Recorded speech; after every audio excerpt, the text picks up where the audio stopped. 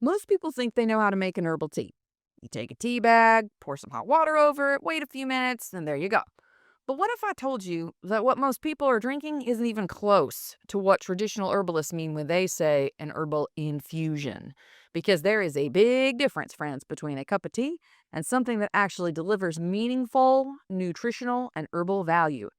And if you don't understand that difference, you can be using great quality herbs and still not getting that much out of them. And you're going to waste a lot of time, energy, and money in the process. So in this video, we're going to break down what an infusion actually is, how to make it the correct way, and why this is one of the most important skills you can learn if you're just getting into herbalism. At its core, an herbal infusion is one of the easiest, fastest, and most accessible ways to work with herbs. It uses hot water as the solvent to extract the properties of the plant. But here's the key. This isn't just about making something that tastes good. This is about creating something that is stronger, more concentrated, and more nourishing than what most people think of as tea. Because a casual tea, like something you'd sip in a hotel lobby, or maybe relaxing after a heavy meal, it's usually lightly steeped, low herb content, relatively mild. But an infusion is quite different. It uses significantly more herb, longer steep time, and higher concentrations are yielded as a result. And that matters because how you prepare an herb determines what you actually get out of it. If you under extract it, you're leaving a lot behind. So wave bye bye to all that energy you spent harvesting it or the money that you spent buying it. And that's one of the biggest mistakes that people make when they're first getting started. They use good quality herbs, but they're prepared too weakly to really benefit. Infusions are best suited for the softer parts of the plants, right?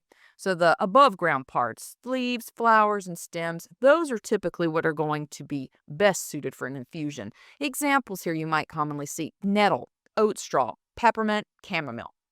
These release their properties fairly easily into water. For tougher materials like below ground parts, roots, and especially the bark, you're definitely going to have to use a different method. But for everyday use, infusions are one of the most practical places to start for most people. Now let's walk through how to actually make one. Because once you do this a few times, it's going to become second nature to you. You want to start with a generous amount of herb. A commonly used guideline is between 4 to 6 tablespoons of dried herb in a quart of water, or more if you're working with the fresh plant material. But another very practical method, the one that I actually favor, is using about an ounce of the dried herb in a large jar, like a half-gallon mason jar, or a French press. That's going to give you a much more nourishing and full-bodied infusion. Then you're going to bring your water to a full boil. Not just warm, not just hot, a full rolling boil. That step matters because you want to properly extract what's in the plant. And once that water is ready, you're going to pour it over the herb and cover it immediately. Don't skip that part. Some of the more delicate components of plants can escape with steam. Covering it helps retain that. Then you let it steep. And this is where most people cut corners because they get impatient and hasty. A proper infusion should sit for at least 30 to 45 minutes.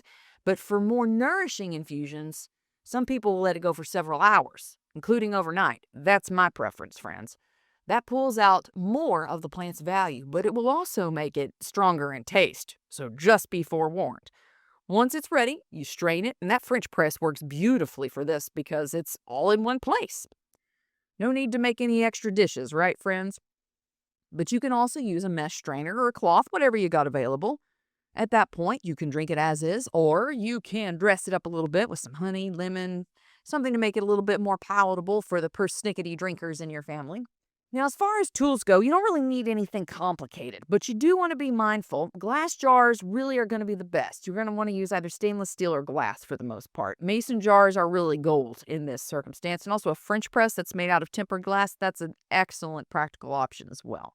What you want to avoid are materials like aluminum, cast iron, or damaged coatings. Also, cracked glass. Be very careful to inspect that your glass is not cracked. There's a reason this method has been used for so long.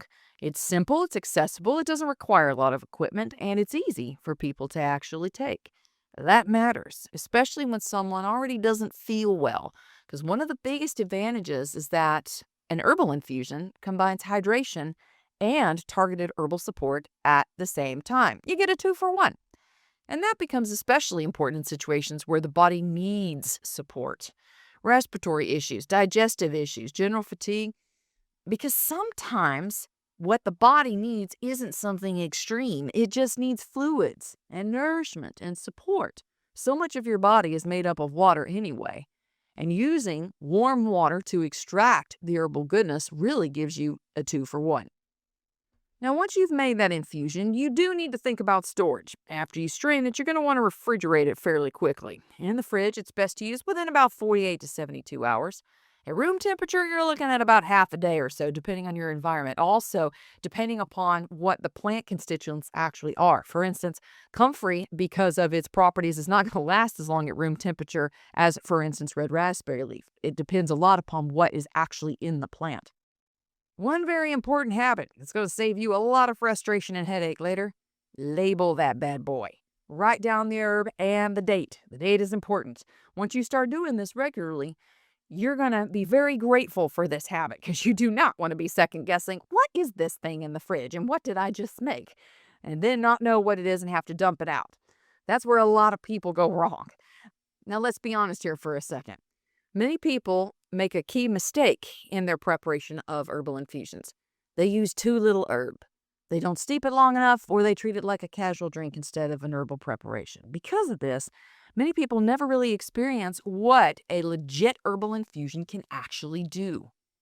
This isn't about making something complicated. This is about doing something simple correctly. So, if you're just getting started, this is where you begin. Not with 10 different herbs, not with complicated systems. Just start with one. Pick one. Pick your favorite. Learn how to prepare it properly. Pay attention to how it works. Because once you understand infusions, you've built a solid foundation that can carry you into everything else. And more importantly, you've learned how to take something basic and make it useful. That is a skill, friends. And in a world where most people rely entirely upon convenience, that skill alone puts you in a very different position. If you're looking for quality herbs to work with, we do carry those at the website, thepatriotnurse.com, because regardless of where you get them, friends, you need to start practicing. But keep it simple, stay consistent, build your skills from there. If this helps clarify things for you a little bit, make sure and share this video with someone who could use it. A lot of people are doing this, but they're not really getting the full benefit of it. And it is intimidating to start out at first, but the journey of 1,000 steps begins with the first one. Take your first step and start with an herb that you use, that you like, and that you're familiar with. Build your confidence and your skills from there. Remember, make sure you are subscribed to the channel. If you get value out of the video, make sure and click that bell button too. And remember, it is free to subscribe. You don't lose anything by doing so.